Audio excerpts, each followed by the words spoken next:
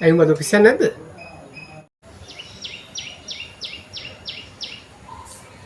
නෑ තාත්තේ. මම ඔෆිස් එකෙන් අයින් කළා. ඇයි උඹ ආයෙත් ලෙඩක් දාගත්තද? නෑ තාත්තේ. ඊයේ අපි ඔෆිස් එකට අලුතෙන් ගෑනු ළමෙක් ආවා. ඔව් ඉතින් ඔබගේ හැමදේටම ගෑනු ළමෙක් සම්බන්ධයිනේ. ඉතින් මොකක්ද උනේ? ඉතින් මං ඒ ළමයට කිව්වා බොස් කුකුලා ඌ ගෑනු පෙරේතයා.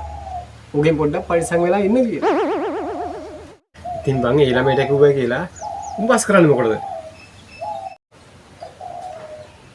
මං ඒ කියලා තියන්නේ බොස්ගේ දුවට තාත්තේ.